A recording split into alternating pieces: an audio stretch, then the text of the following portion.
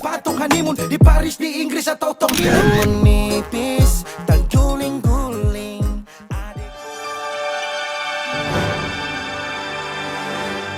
Kalau kamu suka lari, pernah nggak sih kepikiran kenapa kaki kita bisa mendorong tubuh kita maju? Atau kenapa orang yang larinya enteng banget tuh kayak melayang? Nah, ternyata setiap langkah lari kita itu bukan sekedar olahraga, tetapi juga eksperimen fisika yang hidup.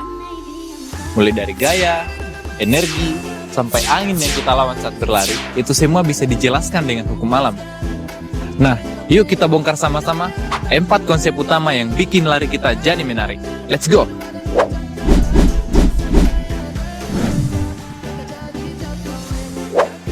Bayangin kamu lagi injek trampolin, kamu dorong ke bawah, trampolinnya balas ngedorong kamu ke atas. Nah, saat lari, tanah juga begitu loh. Kaki kita ngedorong ke bawah dan ke belakang. Nah, tanah ngebalas ngedorong ke atas dan ke depan. Besarnya dorongan ini bisa dijelaskan dengan rumus impuls. Impuls adalah gaya F dikali dengan waktu kontak delta T. Hasilnya sama dengan perubahan momentum tubuh, yaitu massa atau M, dikali dengan perubahan kecepatan atau delta V.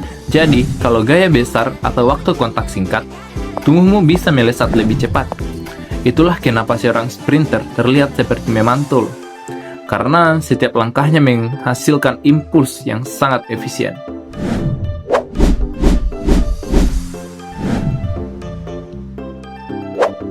Tubuh kita tuh kayak mesin yang berbahan bakar makanan. Energi dari makanan diubah menjadi gerakan. Saat berlari, energi potensial dan kinetik terus tukeran. Pas badan naik, energi potensial naik. Pas badan turun, balik lagi jadi energi gerak. Secara fisika, energi kinetik dapat ditulis sebagai berikut. Dan energi potensial gravitasi dapat ditulis sebagai berikut.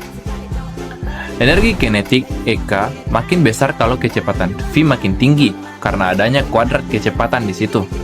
Energi potensial EP makin besar kalau posisi tubuh makin tinggi.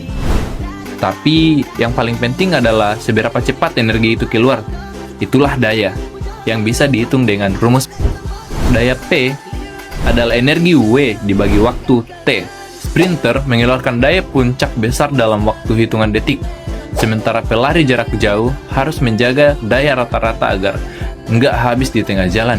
Bahkan, tendon Achilles bekerja seperti pegas, menyimpan energi elastis saat menapak lalu melepaskannya saat tolakan.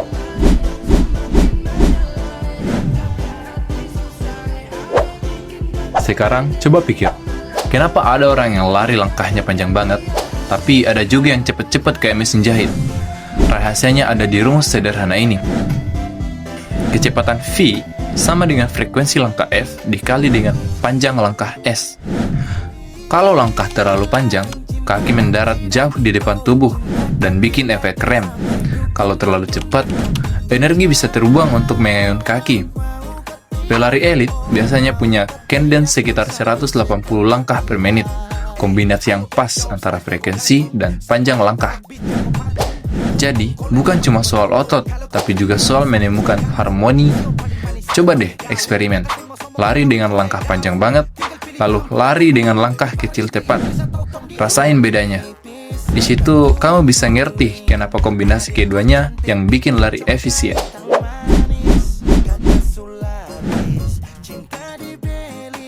Pernah nggak lari kenceng, terus ngerasa kayak ada yang nahan?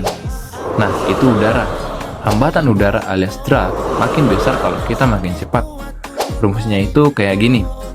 Di sini, FD adalah gaya drag, P kerapatan udara, CD koefisien drag, A luas penapang tubuh, dan V kecepatan.